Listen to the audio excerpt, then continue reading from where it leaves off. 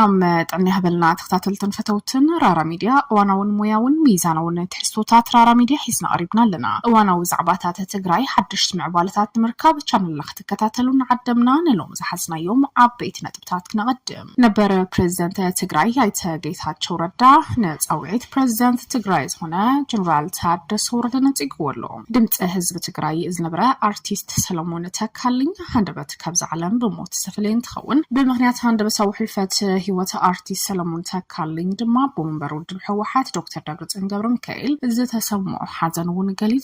نتيابة تقراي كيدس نبر دمو خينات زبقع فيرماس بمعنى سلام جنا كين قطع بهتوتنا بوكينات زاتو تكلم حرام انقس بلصقنا ابتاخل النزلو عدوات نمغبار حدوش تلمحنت يطلو ابتاخل العسيلو زلو سقات تتصحيب دما كاب نبرت حلفتي ناي كباب مرحتي مس حيلتات منقستي اب معقوبتات كنبو من قسقاساتهم دما بعجبا كخونا قديدلو بسفيحو ندحسيسنا يوم زلو اواجات صعبو هتصوان بزتاساسر اب عدل سابان اواش هربان بركت زبلو سبعات بمننتهم تلليوم بجمله يسرلو نايزيو من كالو تنزعباتات كندسسينا مريصكم سلتكتاتلنا نامسكنا نابزرزروم كنبل نبر بريزيدنت تقراي ايتسجيتاتشو ردا كحساي نتصويت بريزيدنت تقراي زخونه جنرال تادس وردنا تيغو جنرال تادس وردا نقدم منستر فيدري امخري قدات مبر افريكا خوينو دحر مشامو اب تقراي نزغبرو نزنبرونا بركتو صعيبو تصويت كم استغبرلو زذكرن تخون قدمنت زوهابو بخبر مفناو زيكونه ساب تقراي سرعه الحقن كلو مسرحيو كون زغبو زبل ملاش دما بايتسجيتاتشو ردا سواهي بلوم جيتاتشو ردا اب سلطان غزيو زرايو اب لحلي بصحن زبلو صلمታት زحرقو يመስሉ ናይቶም ከስሩሕ ናይ ካሉን ዝብሎ ማከላት ክጽምበር ከም ዘይደልኝ ግዜኦም ምሕዳር ትግራይ ድማም ዝህበን ክብሪ የለን ዝሃበን ክብሪ ልዕል ኩሉን እኹልን ብምዃኑ ኣብ ከም ዝኣመሰለ ሓሸው ይውን ከኣቱ አይደለም ብምባል በሐድሽ ምሕዳር ንዝቀርበሉ በቲ ሓድሽ ምሕዳር ንዝቀርበሉ መድረኽ ክብርን ምስጋናን ውነጥክዎ ኣነ ንትግራይ ዘለን ክብሪ ሰፈ ዘይብልዩ ኣድላይ ብዝበሃል ጉዳይ ትግራይ በግላይ ኮነ ብውዳበ ኣጽቢqa ክሕግዝ እናስራሕውን መጽኤስ ለዝኾንኩ ንህይወቱውን አይሰሳኹን ንመስዋዕቱውን እንትኾነ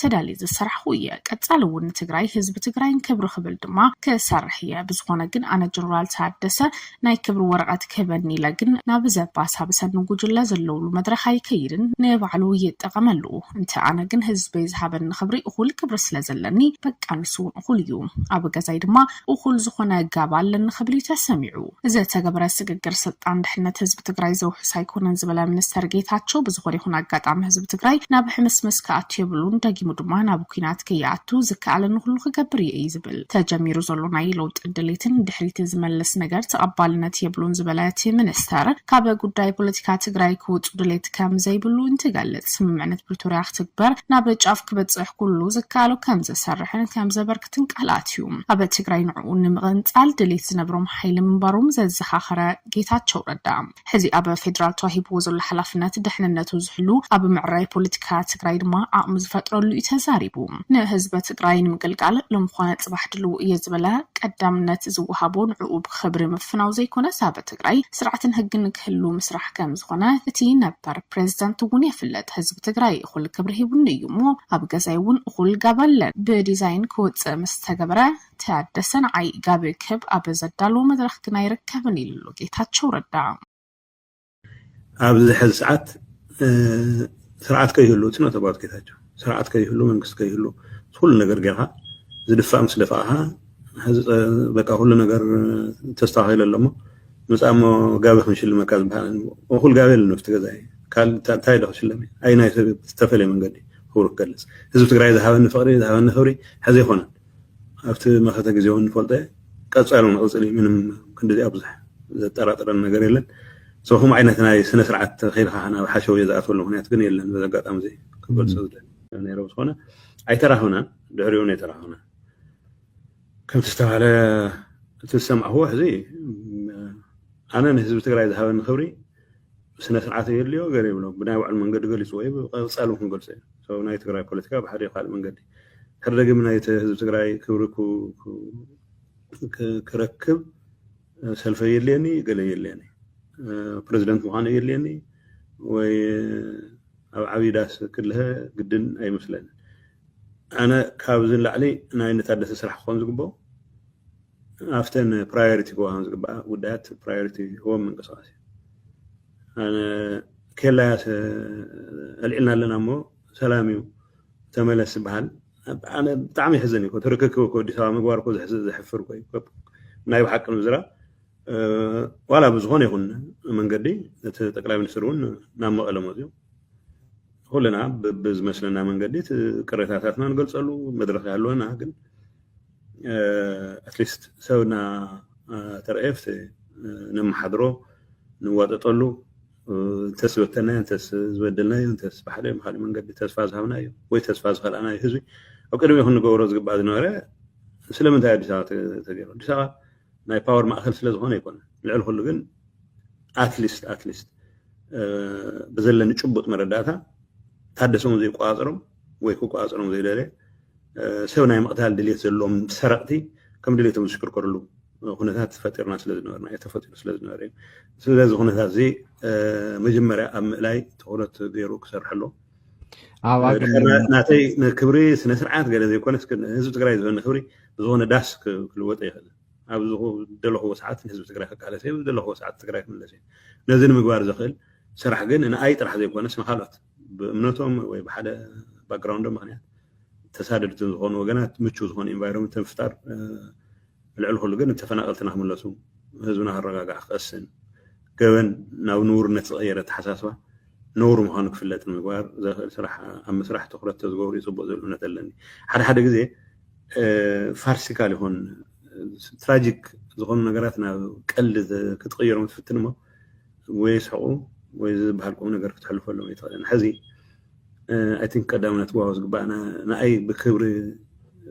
فنا خوني خالي السوق بديزاين نمخلات سعر تجرس تزوي بزمسلو من قدي تزقبان نزولو هوري بري غليزي تم تصرفته حزون مصرفهم غير مثلا لذي عبد حز ساعات سرعات كيهلو تنو تبات كيتاجو سرعات كيهلو منكس كيهلو كل ነገር ገርሃ ዝድፋ መስለፋሃ በቃ ሁሉ ነገር ተስተካክለ ለሞ መጻሞ ጋበ ክንሽል መካዝ በኋላ ወኩል ጋበል ነፍት ገዛይ ካል ታይዳው ስለሚ አይና ተፈለ መንገዲ ሁሩ ከለስ ህዝብ ትግራይ ዘሃበን ፍቅሪ ዘሃበን ፍቅሪ حزي ሆነ አፍተ ማኸተ ግዚውን ፈልጠ ቀጻሉ ነው ምንም እንደዚህ አብዛህ ዘጠራጠረን ነገር የለን ሰውም አይነትና ስነ ስርዓት ኸይልኻና ወሐሸው የዛት ወለ ምክንያት ግን የለን በዘጋጣም ዘይ ከበል ሰውደ أبى أنت تجري دمز حزب تجري زنبر أرتيس سلمون تكلين هندبت كابز علم بمتفليو فتاو حزب تجري هنا سنة باباو سلمون تكلين بتمال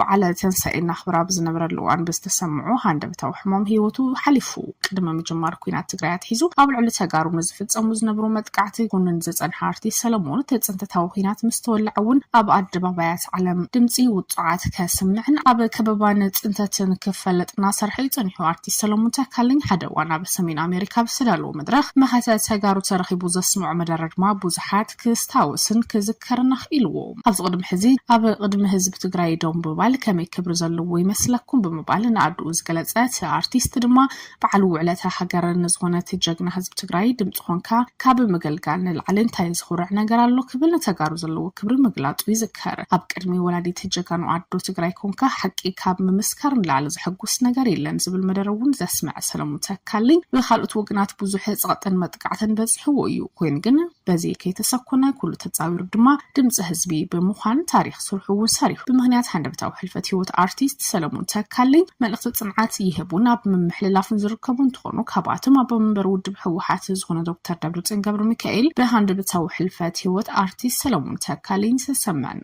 ዝተሰምዐና ሐዘን ብስም ውድብ ህወሓትን በስመይን እና ገለጽኩን መላስ ድራቢት አድናኦቱን ጽንዓት ይምነይሉ ህዝብ ትግራይ ካብ እዝን ዓይን ማሕበረሰብ ዓለም በመኸዋል ብልፍንቲ ድምጽናታ ብዝተገበረ ርብርብ አርቲስት ሰለሞን ተካልኝ ድምጽ ኮይኑ ንዝርስዖ ታሪኽ ኣበጎን ሓቅን ረትዕን ተሰሊፉ ነዘካይዶ ተጋድሎ ድማ ሓደ ትግራዋይ አይረስዖን ጌታቸውን አሰፋን የወለደች ማህፀን ግን ዛሬ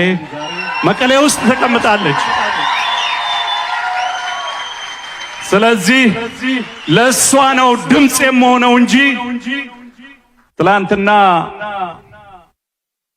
ለተቀበረና ዛሬ ጊዜው ሆኖለት አቧራውን አራግፎ ቤተ መንግስት ለገባ መሸርፈት ኢትዮጵያን አልዘፍንም። ጣቃይት ያለን እስኪ አመሰግናለሁ።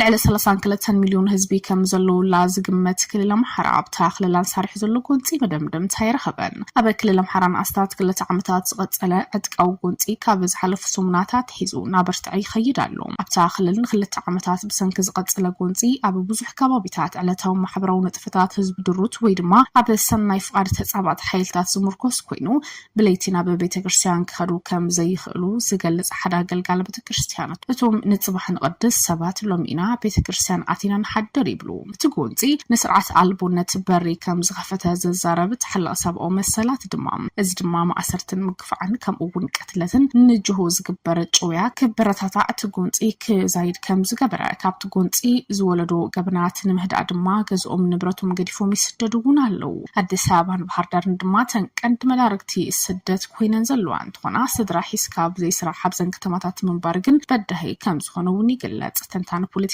ዶክተር የሽጥላ ወንድሜነ እቲ ጎንፂ ብሰንኪ ኣቃውማ መንግስቲ ክፍፍል ስልጣን ሃብቲ ውክልና ከምኡውን ናብ ዲሞክራሲያዊ ምስግጋር ዝግበር መስርሕ ዝፈጥሮ ብድሆ እዩ ከብል እውን ይስማዕ።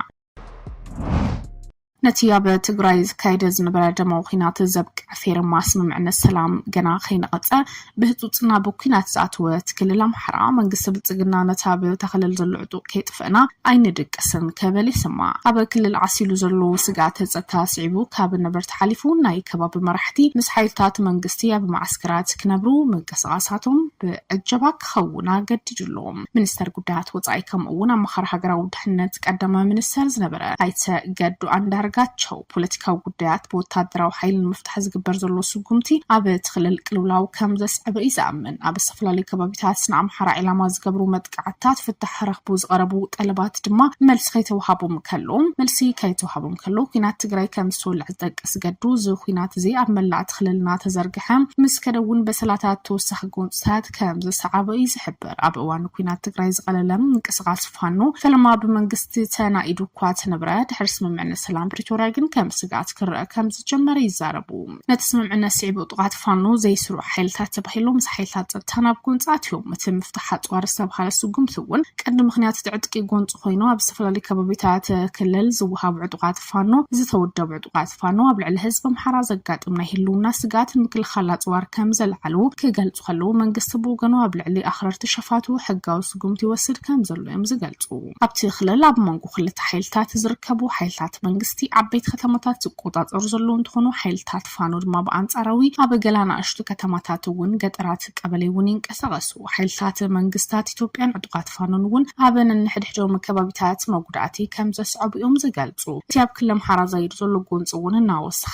መዓልታዊ ሸቕሎት እናሕደረ እዩ ዝርከብ። በተዛማዲ ዜና ድማ ምስቲ ኣብ ትኽልል ተኣውጁ ዝነበረ ኣዋጅ ህፁፅ እዋን ብዝተኣሳሰር ኣብ ኣዲስ ኣበባን ኣዋሽ ኣርባን ብርክት ዝበሉ ሰባት ብመንነቶም ተለልዮም ብጅምላ ከም ዝተኣሰሩ ተጣባቅቲ ሰባዊ መሰላት ኣፍሊጦም። ተኣዋጅ ምስ ተልዓለ ድማ ትኽልል ኣምሓራ ካብ 19 መስከረም 2017 ጀሚሩ ልዕሊ 6,000 ሰባት ንፋኖ ደጊፍኩም ብዝብል ኣብ 4 መዳጎን ማእኸላት ንኣዋርሕ ተኣሲሮም። ካብዞም እሱራት ሓደ ኣብ ዩኒቨርሲቲ ወሎ ሓላፊ ክፍሊ ስነ ህይወት ዝኾነ ዶክተር ኣያሌው ታለማ እንትኸውን 13 ፕሮፌሰራት እውን ዩኒቨርሲቲ ገዝኦም ብለይቲ ብሓይልታት ፀጥታ ምስተኸበበ ካብ ኮምቦልቻ ውፃኢ ኣብ ዝርከብ ጮሬሳ ብዝተባሃለ ወታደራዊ ማዓስከር ን5 ዋርሕ ብዘይ ፍርዲ ከም ዝተኣሰሩ እዩ ዝሕበር። ኣብቲ ከም ኣዳራሽ 1,000 ሰባት ዝሕዝ ማዓስከር ኣብ መናእሰያት ክሳብ ሽማግለታት ካብ ኣዴታት ክሳብ ኣካለ ጉዳት ዝርከቡ ልዕሊ 1,000 ሰባት ኣብ ቀይዲ ኣትዮም እዮም። ከምቶም እሱራት ሓረስቶት ነገሩ ሓኻይ መምሃራን ካህናትን ደያኑ ሰራሕተኛታት ባንክ ከምኡውን ኩሉ ሕብረተሰብ ተኣሲሩ ከም ዘሎ ይሕብሩ። እቶም እሱራት ንኣስታት ሓደ ወርሒ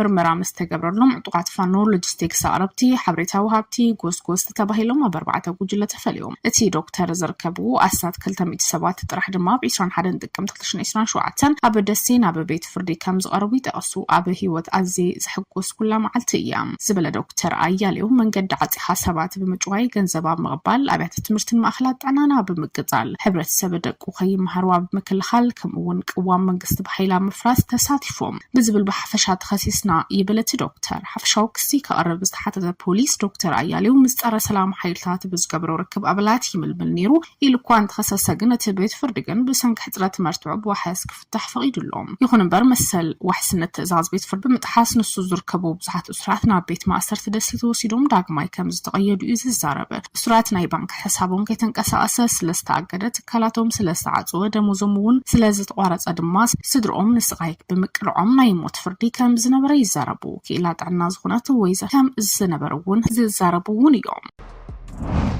تختاتلتن فتوتن رارا ميديان لو متحسايم حبريتات تزيوم يمسلو نيروم وانا وزينا حبريتن رارا ميديان مركب channelنا لايك شير سابسكرايب كتقبلون عدم رارا ميديا تقببي مرح